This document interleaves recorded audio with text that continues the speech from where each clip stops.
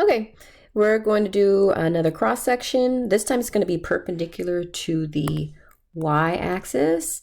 Now the base of this solid lies in this region. Okay, so this is region R, this yellow thing right here.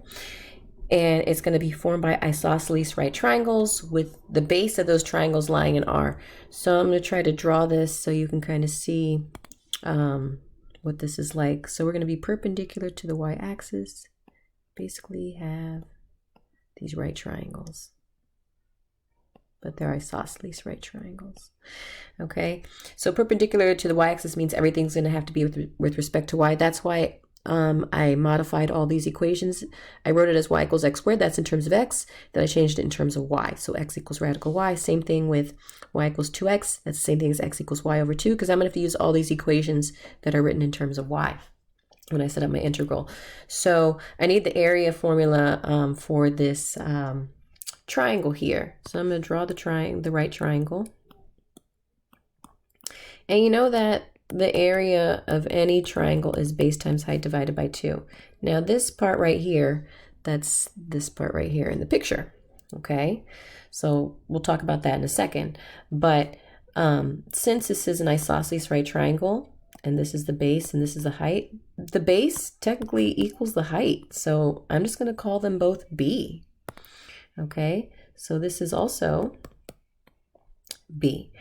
And I don't really need to use the Pythagorean theorem here, because now, like in the other example that I did with equilateral triangles, so I can replace this formula with B times B over 2, where that's B squared over 2.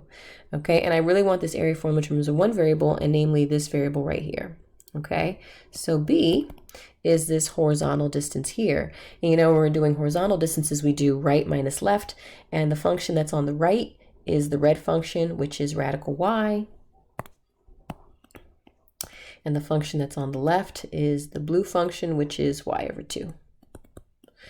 Okay, so now I know that volume is the integral of the area. I'm going to put a of y dy because we're doing everything perpendicular to the y-axis.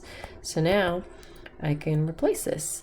And this is radical y minus y over 2 squared